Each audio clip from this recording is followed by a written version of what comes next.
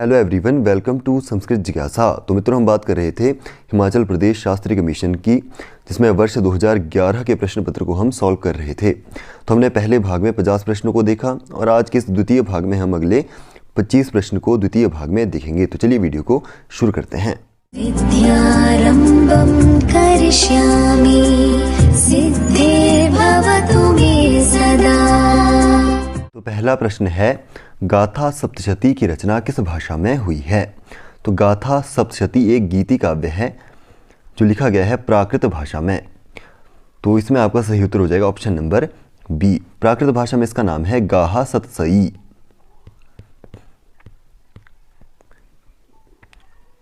जिसमें प्राकृत भाषा में 700 के करीब पद्य इसमें लिखे गए हैं, जिसकी रचना की थी हाल नामक एक राजा हुए हैं। कहाँ के राजा हैं यह? तो यह दक्षिण भारत के प्रतिष्ठानपुर नगर के सप्तवाहन वंश के राजा थे। सप्तवाहन या सातवाहन वंश। सही उत्तर हो जाएगा ऑप्शन नंबर बी। अगला प्रश्न है, गीत गोविंदम के रचनाकार है। तो गीत गोविंदम क्या है? एक गीति काव्य है। इसकी साहित्यिक विधा है गीति काव्य और इसको लिखा है जयदेव ने। कितने सर्गों में इसका विभाजन हुआ है? सर्गों में 12 सर्गों में। इसमें गीत गोविंदम यानी कि भगवान विष्णु से संबंधित बहुत सारे गीत इसमें संकलित किए गए हैं। इसके अतिरिक्त इसमें बहुत सारे स्तोत्र भी संकलित किए गए हैं, जैसे कि दशावतार स्तोत्र है, वह भी इसका ही एक अंश है। इसीलिए इसे वैष्णव काव्य भी कहा जाता है। वैष्णव काव्य क्यों कहा जाता है? क्योंकि इसमें जो गीत मिलते हैं या स्तोत्र मिलते हैं वह भगवान विष्णु से मुख्य तौर पर संबंधित है। ऑप्शन नंबर डी इसमें सही उत्तर आपका हो जाएगा। अगला प्रश्न है, सौंदर्य लहरी स्तोत्र के स्तोत्रकार हैं। रचनाकार यहाँ पर पूछे गए हैं कौन से स्तोत्र की? स्तुति काव्य की। तो सौंदर्य लहरी स्तोत्र की। तो इसके रचनाकार है शंकराचार्य। शंकराचार्य ने सौंदर्य लहरी, आनंद लहरी,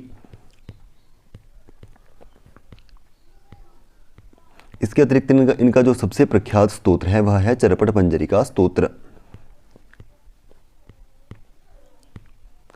देव्यापराध क्षमापण स्तोत्र, शिवापराध क्षमापण स्तोत्र भी शंकराचार्य ने ही लिखा है। ऑप्शन नंबर बी इसमें सही उत्तर आपका हो जाएगा। अगला प्रश्न है, आख्यायिका का संबंध किस ग्रंथ से, किस प्रकार के काव्य से होता है?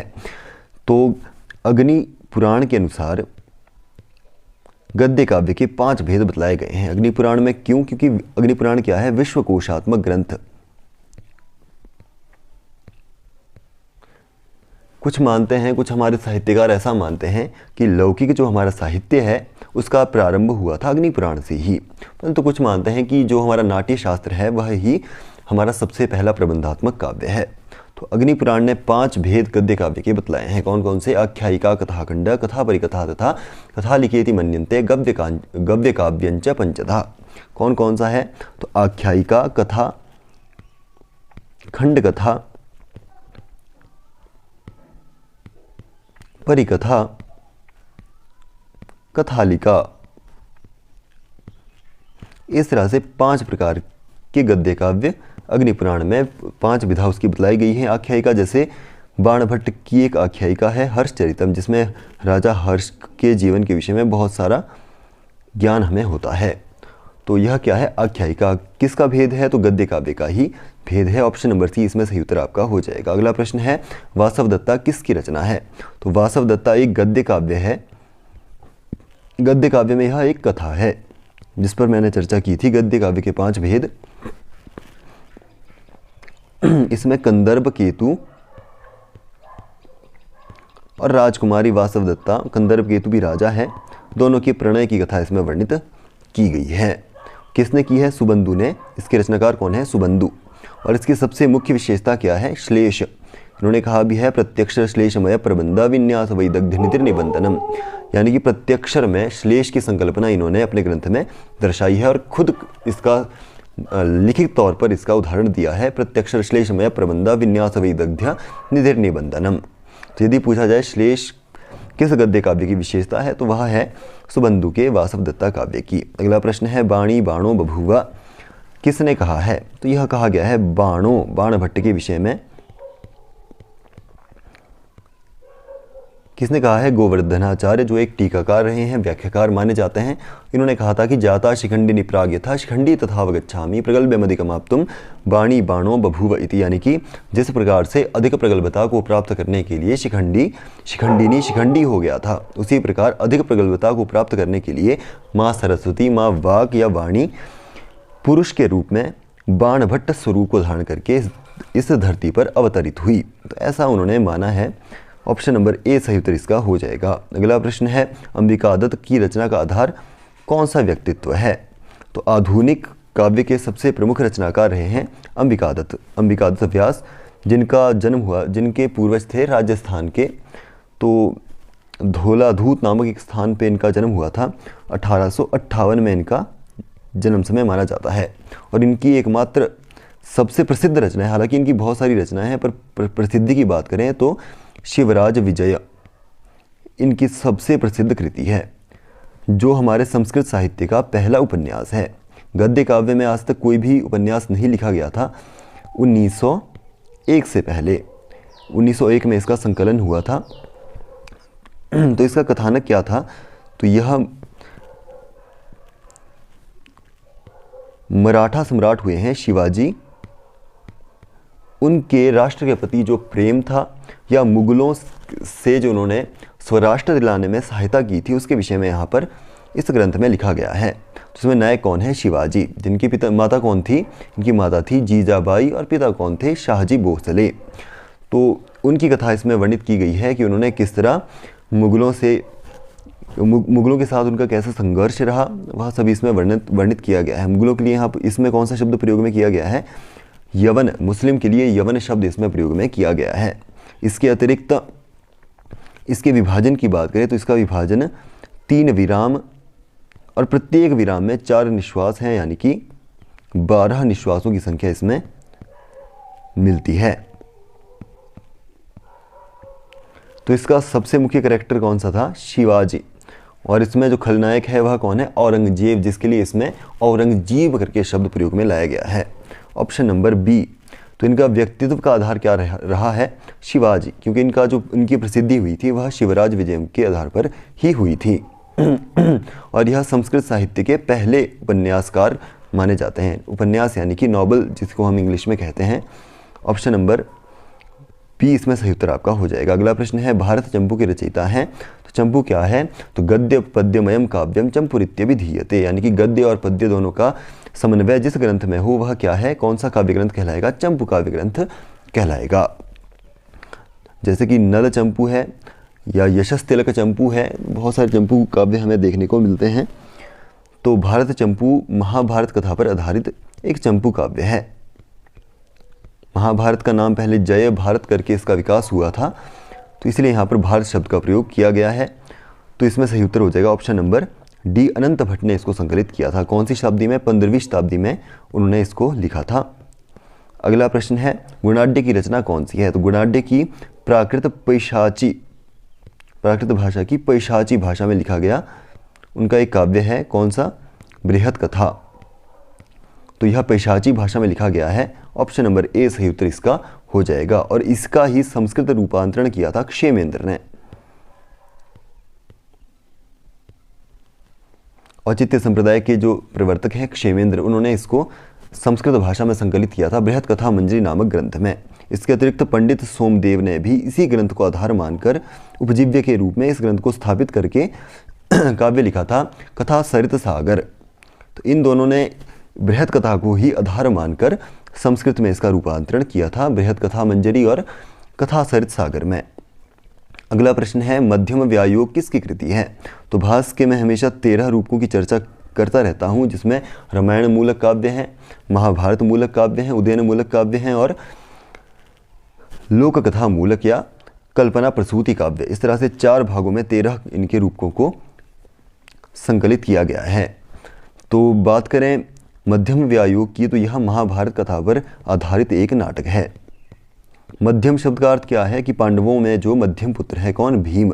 तो भीम के द्वारा घटोत्कच से ब्राह्मण पुत्र की रक्षा, इसीलिए यहाँ पर मध्यम। और व्यायोग क्या है? तो इनका अपने पुत्र और पत्नी से मिलना, पुत्र यानी कि घटोत्कच और पत्नी यानी कि हिडिंबा, दोनों से इनका मेलन होता है, इसीलिए यहाँ पर उनकी प्रसन्न चित्तता को दर्शाने के लिए व्यायोग शब्द यहाँ पर प्रयोग में लाया गया है। अगला प्रश्न है, अभिज्ञान शाकुंतलम नाटक में कितने अंक हैं? तो अभिज्ञान शाकुंतलम महाकवि कालिदास का सर्वोत्कृष्ट नाटक है जिसमें 7 अंक हैं।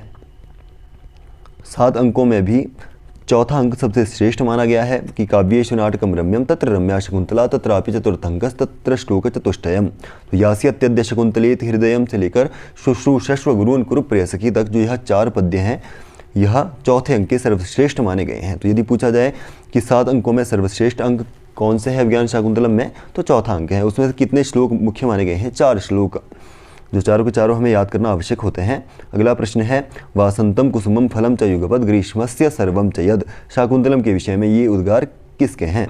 तो जर्मन के एक प्रसिद्ध साहित्यकार हुए हैं, नाम था उनका गेटे। गेटे ने अभिज्ञान शाकुंतलम को आत्मसार करने के पश्चात अपने काव्य में उसकी प्रशस्ति की है। उनके विषय में लिखा है कि वासंतम कुसुमम फलम च युगपत ग्रीष्मस्य सर्वम च यद, यानी कि वासंतम कुसुमम और ग्रीष्मस्य फलम च युगपत सर्वम च, यानी कि वसंत के जो कुसुम यानी कि पुष्प होते हैं और जो ग्रीष्म के जो फल होते हैं, जितना रस प्रदान करने वाले होते हैं या संसार में जितने भी सौंदर्य को प्रदान करने वाली वस्तुएं हैं या जितने भी रस को प्रदान करने वाले तत्व हैं, यदि उन सभी को एक स्थान पर देखना हो, इसके लिए आप अभिज्ञान शाकुंतलम को पढ़ो। इस तरह इन्होंने अपना वाक्य अपने काव्य में अभिज्ञान शाकुंतलम के विषय में प्रयुक्त किया है। यानी कि इन्होंने जितने भी संसार के रस हैं उन सभी का सन्निवेश अभिज्ञान शाकुंतलम में है, ऐसा माना है। ऑप्शन नंबर 20 सही उत्तर इसका हो जाएगा। अगला प्रश्न है, वसंत सेना किस नाटक की नायिका है? तो मुद्रा राक्षसम की बात करें तो यह विशाख दत्त की रचना है जिसमें अंकों की संख्या है 7 अंक इसमें मिलते हैं, जिसमें नायक कौन है? चाणक्य, और नायिका का इसमें अभाव है। तो स्त्री पात्र इसमें नहीं है, एकमात्र स्त्री पात्र कहीं देखने को मिलता है, वह भी बहुत ही शून्य रूप में मिलता है, बिल्कुल थोड़ा सा। तो इसमें कथा क्या है? तो चाणक्य कौन थे? बहुत प्रसिद्ध एक नीतिकार हुए हैं, और एक राक्षस करके इसमें एक और पात्र है राक्षस। तो इसमें मुख्य कथा क्या है? जब वह चाणक्य नंद वंश की समाप्ति कर गुप्त वंश को स्थापित करते हैं, यानी कि चंद्रगुप्त को राजा नियुक्त करते हैं धनानंद को मारने के पश्चात, तो उसके बाद वह राक्षस को चंद्रगुप्त का प्रधानमंत्री के रूप में स्वीकृत करवाना चाहते हैं। यानी कि राक्षस क्या था? यह नंद वंश के प्रति एक वफादार अमात्य था, और यह चाहते थे, यानी कि चाणक्य चाहते थे कि जो राक्षस है वह चंद्रगुप्त का प्रधानमंत्री बने, और राक्षस चाहता था कि मैं ना बनूं। तो इसी तरह से दोनों का ही इसमें परस्पर नीति युद्ध दर्शाया गया है। तो इसमें कोई भी स्त्री पात्र नहीं है। अगला है मृच्छकटिकम। तो मृच्छकटिकम शूद्र की कृति है, जिसमें यह भी एक नाटक है। 10 अंक इसमें मिलते हैं, जिसमें नायक कौन है? तो इसमें नायक है चारुदत्त, और नायिका कौन है? वसंत सेना। ऑप्शन नंबर 20 का सही उत्तर हो जाएगा। मालविका अग्निमित्रम की बात करें तो मालविका इसमें नायिका है, अग्निमित्र इसमें नायक है। 5 अंकों में लिखा गया यह नाटक है। महाकवि कालिदास जी के द्वारा विक्रमोर्वशीय में पूर्वा उर्वशी संवाद को ही व्याख्याकृत किया गया है 5 अंकों में। दोनों ही नाटक महाकवि कालिदास के हैं। तो इस प्रश्न का सही उत्तर हो जाएगा ऑप्शन नंबर बी। अगला प्रश्न है, एको रसा करुण एव निमित्त भेदात करुण रस के संबद्ध यह कथन किसका है? एक ही रस है करुण, निमित्त भेदा, निमित्त भेद से, यानी कि एकमात्र रस माना है करुण को, और जो अन्य रस होते हैं श्रृंगार हास्य वीर भयानक इत्यादि के, वह सभी करुण के रूप में ही परिवर्तित होते हैं, ऐसा माना था भवभूति ने उत्तरामचरितम में। उत्तरामचरितम के छायांक यानी कि तृतीय अंक के 45वें पद्य के रूप में यह पद्य संकलित किया गया है। तो इसमें आपका ऑप्शन नंबर सी सही उत्तर आपका हो जाएगा। अगला प्रश्न है, नाट्यवेद की उत्पत्ति में ऋग्वेद का कौन सा अंश ग्रहण किया गया है? तो नाट्यवेद यानी कि जो हमारे लौकिक संस्कृत साहित्य है उसका सबसे पहला प्रबंधात्मक ग्रंथ है नाट्यशास्त्र। नाट्यशास्त्र में भरत मुनि, तो भरत मुनि का है नाट्यशास्त्र। उसमें भरत मुनि ने 36 अध्यायों में से लिखा है। उन्होंने माना है कि जितने भी देवतागण हैं वह सभी ब्रह्मा जी के पास जाते हैं और ब्रह्मा जी के पास जाकर प्रार्थना करते हैं कि हमें मनोरंजन के साधन के रूप में दृश्य और श्रव्य काव्य को प्रदान किया जाए। इसके लिए ब्रह्मा जी क्या करते हैं, जो हमारे चारों वेद है ऋग यजुः साम अथर्व, उन सभी से ही थोड़ा थोड़ा अंश ग्रहण करके नाट्य वेद की स्थापना करते हैं। पांचवा वेद स्थापित करते हैं नाट्य वेद, ऐसा भरत मुनि ने माना है। तो उन्होंने ऋग्वेद से ग्रहण किया था पाठ्य यानी कि कथा, उपाख्यान और संवाद को।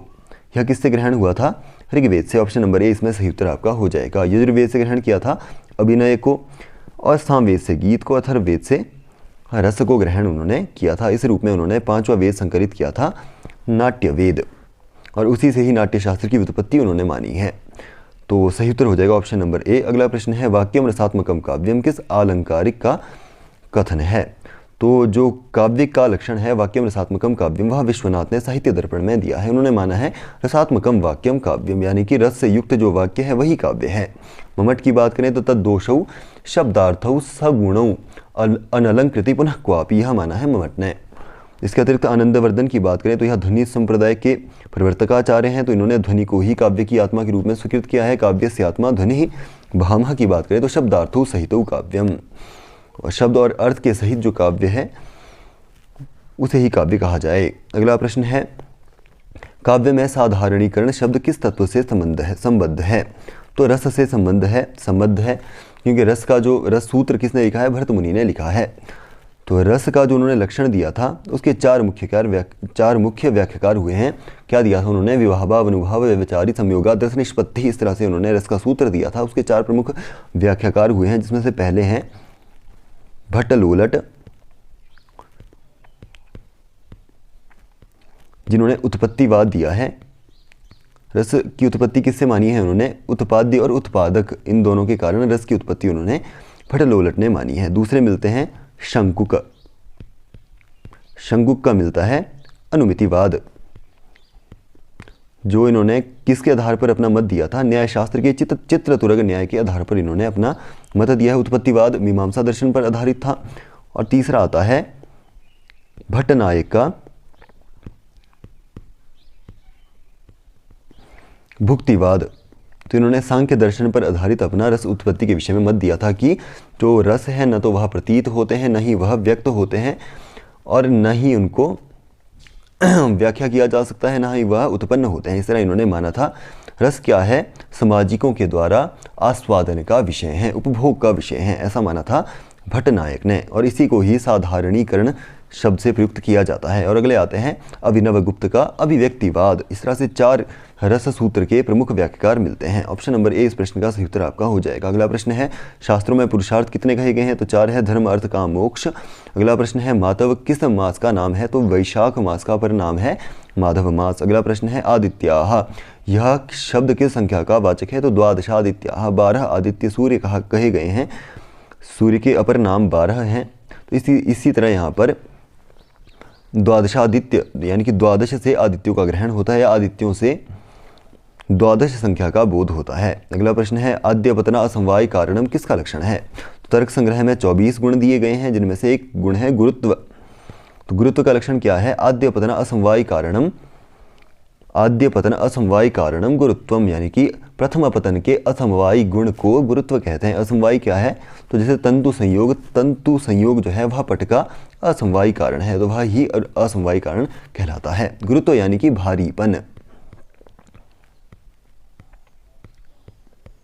ऑप्शन नंबर ए इस प्रश्न का सही उत्तर आपका हो जाएगा। अगला प्रश्न है, व्याप्ति किसे कहते हैं। तो व्याप्ति नियम क्या है, यत्र यत्र धूमस् तत्र तत्र अग्निरिति सहचर्य नियमो व्याप्ति, यानी कि जहाँ जहाँ धूम है वहीं वहीं अग्नि है, इसी सहचार के नियम को व्याप्ति कहते हैं। अगला प्रश्न है, योगः कर्मसु कौशलम किस ग्रंथ से उद्धृत है। तो श्रीमद् भगवद गीता से यह लिया गया है। अगला प्रश्न है, छंद शास्त्र के प्रवर्तक माने जाते हैं। तो पिंगलाचार्य ने ही छंद सूत्र का निर्माण किया था, जिसका इन्होंने विभाजन किया था 8 अध्यायों में, और इसमें 308 के करीब इसमें सूत्र लिखे गए हैं। सूत्रात्मक शैली में यह लिखा गया है। ऑप्शन नंबर सी सही उत्तर इसका हो जाएगा। अगला प्रश्न है, जिस छंद के प्रत्येक चरण में क्रमशः जगण तगण जगण रगण होते हैं वह छंद कौन सा है। तो जतौ तु वंशस्तमुदीरितम जरऊ, यानी कि जगण, जरऊ यानी कि जगण और रगण, जतऊ जगण और तगण, और जरऊ यानी कि जगण और रगण क्रमशः जिसमें हो वह वंशस्थ छंद का उदाहरण होगा। ऑप्शन नंबर डी सही उत्तर इसका हो जाएगा। अगला प्रश्न है साहित्य संगीत कला विहीनः पद्य के इस चरण में कौन सा छंद है? तो साहित्य संगीत कला विहीनः साक्षात पशु पुच्छ विषाणहीनः तृणं न खादन्न विजीवमानस्तद्भागधेयं परमं पशूनाम। तो यह नीति शतक से लिया गया पद्य है, भर्तृहरि के नीति शतक से। भर्तृहरि ने तीन शतक लिखे हैं, कौन कौन से? नीति, श्रृंगार और वैराग्य। इसके अतिरिक्त इन्होंने व्याकरण और दर्शन दोनों से संबंधित एक ग्रंथ लिखा था, वाक्यपदीयम।